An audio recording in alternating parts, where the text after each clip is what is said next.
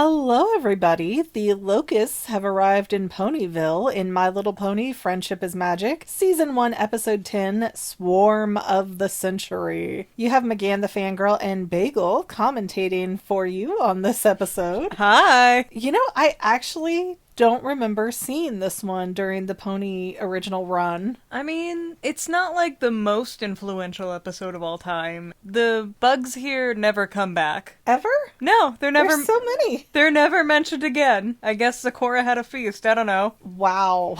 They did. Just because she's African and a zebra, you think she eats bugs? Eat bugs, dude. Says who? It says zebras. I'm calling shenanigans, but I don't know enough personally about zebras to dispute this right now. Do you know how many bugs are in grass in the That's savannas? different. That's just like... They eat them. Maybe it's not like on purpose, but they eat them. cheeseburger in your salad. How many cheeseburgers have you found in your salad? I'm just saying, it's like free protein. Were you It's charged? Oh, were you charged for this cheeseburger? Sigh. Anyways, the episode opens up. We have Fluttershy at the edge of the ever-free forest, which, for a spooky place, seems to have a lot of the setting of this series. I mean, there's like 2 name locations for a little while. And Fluttershy, with her creatures, are picking flowers for Princess Celestia, who is coming to visit, apparently. I guess it's a big deal that she goes to Ponyville, which is the town right outside of her own kingdom. Well, not really. They fly there, so it looks like that. But imagine the president coming to Circleville. It's a lot. Well, no, I think this would be more comparable with the president coming to, I forget the city, that DC is right on top of. District Columbia? No, that's where the president lives. I mean, the city that it's surrounded by. I don't think I know what you mean. Whatever city is close to Washington, D.C., all of a sudden my geography just brain dumped. But it's not like right there. It's a good 10 miles. Well, you can only see with the naked eye about 20-something miles, so it's a close castle. Not that close. It's up a mountain. I still have disputes about the location of this. I figured Celestia just flew in because she's a princess, but we're getting way ahead of ourselves because while Fluttershy is picking these flowers and breaking the heart of one of her critters, who brought her a dandelion, she's like, that's not good enough. But these need to be the best flowers for the princess. She'll smite us if they're not. I mean, with Celestia, you're never quite sure. It's kind of like Dumbledore in Harry Potter. She's like a wrathful god. But out of nowhere, Fluttershy finds this little blue anime fly with giant green eyes. And she's like, oh, you're so cute, I'll take you home.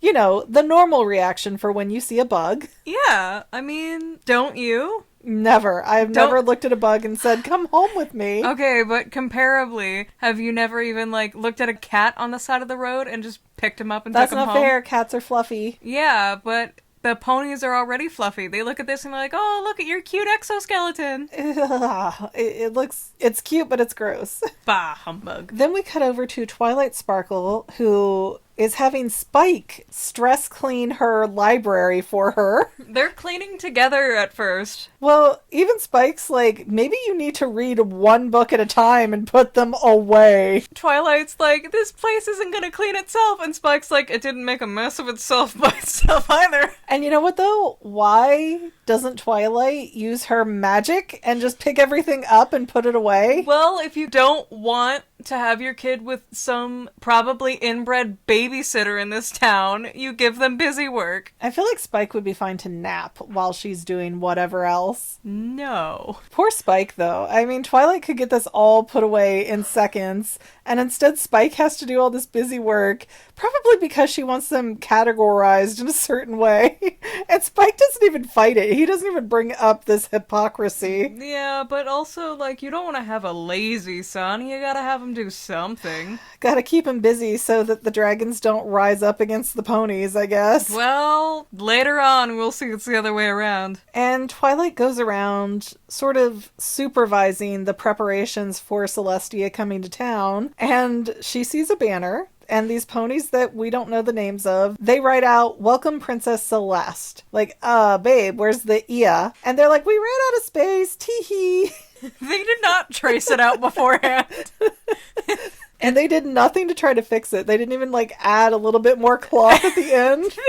They didn't even, like, do it in cursive at the bottom. And then Twilight goes and checks on the sweets for Celestia's visit, and Pinkie Pie's eating whole cakes in one bite. Like, she's insane. Honey senpai, literally. But, like, Pinkie's about 20. She knows better. I don't know, though. Was Pinkie being raised on this rock farm detrimental to her mental development? Because as much as she likes to party, her social skills seem really off. Well, I don't know. Maybe. She wasn't allowed to be a kid, I guess. Well, she justifies the cake eating by saying, I'm taste testing it for the princess. But no, she's just destroying every cake. Nom nom noms. And Fluttershy wanders in, and now she has 3 of these weird flies, a yellow, a gray, and a blue one. And Pinkie's like, oh no, it's a parasprite. I need to go find a trombone. And no one's like, oh, Pinkie, what do you mean? What are these things? Yeah, They're just like, nobody wants further information. They're just like, oh, Pinkie's so weird. But Twilight Sparkle's all like, hey, I'll take one of these parasprites. They're super cute. And they tried to offer the 3rd one to Pinkie, but she's not having it. She was just like, I gotta go find the stupid trombone. People suck. And by the time Twilight Sparkle gets home, her 1 sprite has turned into 3. And Pinkie shows up again and she's like, great, now I gotta find an accordion too. And if Pinkie Pie had any communication skills whatsoever, she probably could have got all the help she needed very quickly. Well, do you think they'd believe her? They just look at Pinkie and they're like, oh man, she's crazy. That's a good point. The ponies do have a problem with taking each other at their word. They always are like, no, show me. They have to play FAFO. They are very one-dimensional ponies for a while. They don't think things through in a way that would make sense. But Twilight has finally got her room all sparkly and clean. Oh, Spike got her room. Her room sparkles at twilight. But then at dawn, there's a bigger problem. Yeah, at dawn, there is a huge swarm, and the swarm of parasprites seem to go after the thing that will annoy their host the most. Yeah, this is why you can't buy 2 opposite-gendered rabbits. But in Twilight's house, they are tearing the place apart and throwing the books everywhere. And so we cut to Rainbow Dash's house, who Rainbow Dash and Rarity ended up taking some of these sprites at some point. I believe when Twilight came home, they took the 2 extra that she had. So we see Rainbow Dash living in like a cloud castle. What is that? That is not where she was living last time. Yeah, it was. No way. That place was way bigger. She was living in a cloud. No, it was a cloud, Yeah. but it was like a humble cloud cottage with a little rainbow river next to it. Yeah, but we're inside castle. it. We're This is a cloud inside it castle. this time. Well, if she can make her house however she wants, she's gonna do whatever she wants because she's awesome. Then why go from a cottage to a giant castle? Wouldn't you? Wouldn't you? No, not if it takes a long time to make. I'm lazy and clouds. depressed. It's clouds. But Rainbow Dash's swarm that has manifested turns into like costuming for her. I don't know quite how to put it. And at one point they try and like bikini her, which I think's really weird. They give her a little bikini, a beard. It's very different than how they act with Twilight Sparkle. And at Rarity's shop, at first it looks like they're all helping her because her sprite has also turned into a big swarm. But then they start puking on her, and so she gets all panicky about it. And Pinkie comes into the scene and she has a harmonica. And when she plays the harmonica, we see a reaction from the parasprites. But still, nobody's really paying attention to it. They're all throwing them in the saddlebags and trying to march around with them. And they decide, hey, Fluttershy knows everything about animals. She's going to know how to fix this. They also meet up at the lake. Like, they don't intentionally meet up, but they both head to the lake, coming from opposite directions, which kind of makes me think that they were fully intending to just drop those bags and leave. They were going to drown them? Like those Tom and Jerry kittens? What? Have you not seen that old Tom and Jerry bit? No. Yeah, there's some cat working the gates of heaven, and there's like a bag of 3 wet kittens that show up, and even the guy at the gate is like, oh, people do terrible things. Yeah, this is a common thing. Oh, this cat had kittens? Just dump them in the river. So the ponies were going to go old school on the sprites. But then they decided, oh no, wait, let's go ask Fluttershy about They this. saw each other. Yeah, they saw each other. Nobody wanted to be caught red-handed drowning the sprites. sprites. So they go, hey, Fluttershy knows everything about animals. Let's go see her. Well, I mean, they also gotta remove the bags quickly because it has their cutie marks on the bag. I didn't even think about that. You're right. Evidence of murder. Wow, these ponies are dark in season 1. I mean, they're also really racist in every generation. But in Fluttershy's house, she is just completely overrun with the parasprites, and they're just a big pain. And she has summoned Applejack to come with a cart of apples, but the parasprites get out and they eat every last bit of them like a buzzsaw, just zzz, and they're gone. They're buzzards that really buzz. Well, they are like locusts. They just come in, destroy, and take off. And so somehow the ponies get the idea of, hey, Applejack knows how to herd things better than anybody. And they work the parasprites into a giant ball, like in the movie Critters. They don't even like kick them into the ball. They just naturally form the ball. Yeah, so what is there a mega parasprite out there? Parasprite queen? Well, yeah, they roll this thing, this ball of parasprites, like it's the boulder in Indiana Jones. The Katamari ball. Yeah, the Katamari of just parasprites. It's like the level where you can only collect the fireflies. Yeah.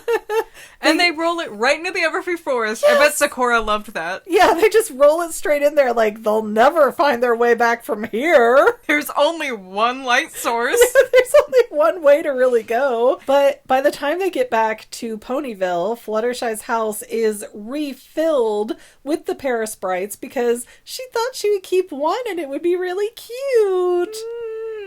And you'll have to help talk me through this. There was a tornado of the parasprites. Yeah. I'm not sure how they made the tornado. Was Rainbow that Dash? Yeah, okay. Rainbow Dash flew real circly for a while, and then the vortex of it sucked up Pinky's new symbols that she just bought, and it, yeah, Pinky's like, oh no. Yeah, and because Rainbow Dash didn't want to, die, she kind of had to dodge, and, it stopped. And then it just all rains down sprites into are released. your house, into your bed.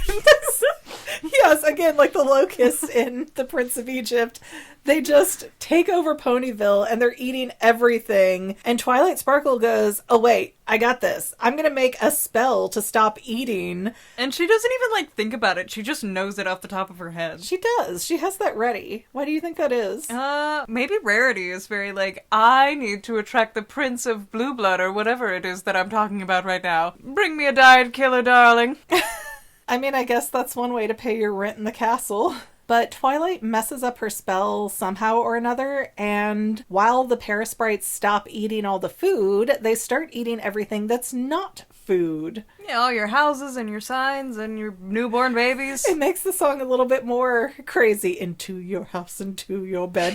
It eats it all, there is no more. And so finally, Twilight Sparkle gets a little tiny lasso string and gets one of the parasprites and runs into Zecora's house. She bit its wing. Oh, I thought she had it on a little string. No, she bit it. Oh, okay. It looked like a lasso. I will take your word on this, but I thought it was a lasso. So she gets the parasprite into Zecora's house unannounced, just barges right in because her lack of planning is somehow Zecora's emergency. Yeah, and you'll see that that's a very common reoccurring thing, is that they only talk to Zecora when they need something from Zecora. Oh, here's a weird thing. Zecora, you must know what it is because you're weird too. What high school mean girl stuff is that? They're racist! And Zecora's balanced on her head on a stick or something. It's so she's just doing her own thing. She's meditating. And then here comes Twilight. I don't know what Zecora is doing, but it's delightful to look at. And Zecora does recognize them. She's like, yeah, those are parasprites, which has only been mentioned once. The only person who knew what they were was Pinkie Pie, who has not stopped looking for instruments long enough to explain herself in the slightest. But Zecora's basically going, I can't do anything for you. You're doomed. Ponyville's gone. And Twilight Sparkle chooses that moment to look over and see Princess Celestia leaving the castle on her, what would you call it, chariot? Yeah, chariot. Yeah. Palanquin didn't feel quite right. Yeah, she's being drawn by, 4 to 6 Pegasi that are clones of Shining Armor. No, not quite. The Shining Armor had more highlights in his hair and hooves that were different. Oh, that makes such a big difference. Those couldn't possibly be clones of him then. Yeah, glad you realized. Do they just breed them all to look the same? Look, there's a bunch of men and they're all doing one thing. I know it's a matriarchy in the system, but it's weird that all the guards are identical. And we really promote in this show how all the other ponies are different. Yeah, but like, who cares about the boys? Boys are ugly. Not the guards. The guards are all clones, copy-paste. But Twilight runs into town and she's like, okay, everybody, while everything's being devastated, we're gonna rebuild Ponyville right over there, like a few feet away. And you have 1 minute to get this done. Go. Like, her eyes are twitching. It's marvelous. I've been there. I've directed a play before. I've been there. She's so worried. Which is fair. You know, if Zeus came down, you'd be worried about quite a few things. I don't know. Celestia so far has not been shown to be a bad-tempered, evil kind of ruler. Well, she's not, until you question her authority. Oh, so it is just like being in the theater. Yeah. I love all my little ponies. What about your sister that we haven't seen in 1,000 years? Shush. She's a horse. No love for you. She's not so little. So Pinkie Pie has now collected all of her instruments and she's playing, and kind of like a Pied Piper effect, all of the parasprites are following her, bouncing their way wherever Pinkie Pie is headed. They're so delighted, and they go right back into the Everfree Forest. They do, but not before the other 5 of the main 6 rush out of Ponyville to greet Celestia right outside of town. And Celestia's like, oh, I love that you made this parade for me. Thank you. I appreciate your support of me, but I actually have to cancel this trip because Philadelphia has been overrun by these bugs. Not Philadelphia. Philly. You're right, Philadelphia. There's so many towns that are just horse puns. It's been overrun by these bugs. Meanwhile, Celestia is also saying that the parasprites are cute, so she doesn't know what they are. And they are reproducing by vomiting each other up, like in the weirdest, grossest way. And it does not click in Celestia's head that these are the same bugs that are taking over Philadelphia. Well, they're cute, so they're not a problem. It's pretty privilege. And nobody says a word of like, actually, we're dealing with them right now as well. Well, if it looks like there's a problem here, then it's inconveniencing the princess. Yeah, I don't get that. The princess is going to help Philadelphia because they're in trouble with the parasprites. Because they're huge. They matter. Ponyville does not. Okay, but then why is Twilight acting like it's so embarrassing for Celestia to see the same kind of devastation in Ponyville? It's a weird double standard. And instead of any of them saying, hey, we know how to thwart those things because Pinkie Pie figured it out and she's doing it right now, they all keep quiet about it. Like, forget Philadelphia. I mean, she didn't ask. It might not be the same ones. Oh yeah, let's bank on that, because it's not like they didn't just show up and ruin Ponyville in the exact same type of descriptor. We don't know if it's the same bugs. We have a pretty good guesstimate. Ugh. And Twilight, Little Miss Know-It-All Twilight, doesn't bother to share her knowledge now? Yeah. Celestia even asked, what did you learn today?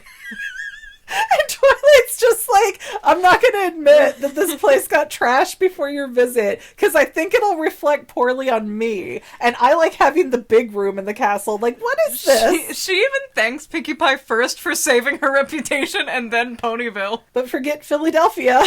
That's not Twilight's rep, is it? Even on a personal level, I want to say as a human, but you know, they're not humans, but they have human morality and similar things.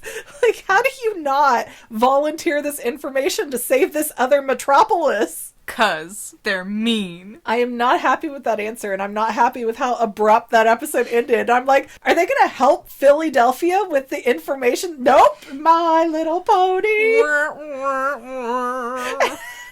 We will never talk about it again. I don't know. Like, this episode was cute. It did not go in the direction I thought it was going to go, so I like that we're starting to figure out the audience is older and we're moving towards things that are a little bit more complex. Like, I knew when Pinkie Pie freaked out it was going to be something with the instruments that would connect back in, but I feel like it wasn't so on the head like a lot of the other lessons of this series have been so far. Well, this is also the first season, and I believe it was all made at once. So they usually not. Typically, and it's different for every show, especially animations, but typically you get your pilot, and then from the pilot, they will order more episodes. And sometimes the pilot airs before they order more episodes. Right, but the My Little Pony original pilot is not part of the main show. You can't find it anywhere connected on streaming services. Really? It's its own thing. Yeah. So the little two-parter is not the pilot? No, it's not. Oh, interesting. The pilot is actually something else, and I think it was only with Pinkie Pie, Twilight, and Rainbow Dash, and they were all voiced by Lauren Faust. I did not know any of this. Interesting. It's somewhere. I don't know where you can find it, but I know it's somewhere. But yeah, also, I feel like this episode is the first one that we're getting that says, oh, my friend is a bit silly, or oh, my friend is a bit dramatic, but that doesn't mean that they're stupid. I don't know. Wasn't that kind of the point of Griffin the Brush Off? I think the point of that one was to be like, hey, sometimes your friends are mean and you gotta choose who you want to stick by. And I mean, there's also the Dragonshy episode where they played it up like Fluttershy was going to be worthless because she was afraid, and then she was the hero in that scenario by the end. But I feel like it's in the same vein as those. Right, but with Pinkie Pie and Rarity specifically, there is this constant view of them from the fandom or even characters in the show that like, oh, they're dramatic, so they're stupid, they don't know what they're doing, they can't handle themselves, but they can. Rarity can handle anybody. The first episode, Rarity, she did not play around. She kicked that manicord, she did not care. Okay, guys, well, I think that wraps us up for today. Don't forget to like, subscribe, comment, share. All that good stuff is free for you and really helps us out. Channel memberships are also a thing on YouTube if you feel so inclined. Other than that, we will see you next week with the next episode of My Little Pony. Don't forget to check out our anime and our horror podcasty things as well. Bye! Bye! And to any of my members here on YouTube, a huge bottom of my heart thank you for all of your help and support. If you would like to become a paid channel member, there is a link in the description below. Thanks again, guys. Love you. Well, family members, we're almost done, but I want to invite you to hang out with me in some other places. I'm on Twitter and Instagram as my own personal self, and I have a Facebook page too, but I mostly just post photos over there. And sometimes people say, hey, McGann, I want to mail you something. How do I do that? Easy. Just click the About tab on my channel page, and my most current P.O. Box info will be right there. I also run another channel, The Family. It's really a hodgepodge channel where we might post anything. Oh yeah, and I also sell shirts and stickers and stuff with the Family and the Fangirl logos. If that is your cup of tea, I have a link in every description of every video. Finally, if you want to help out the Fangirl channel and make sure I'm putting out video essays for years to come, the best way you can help is by subscribing and watching more of my videos, whether they're new, old, whatever. Maybe even share one or two on social media, help spread the word. People who watch to the end of videos, like you, helps to tell the site, hey, this is a good video, we should recommend it to other people. So if you made it this far, leave me a comment of something like, hey, I made it to the end. Love ya. See you next time, family members. Bye.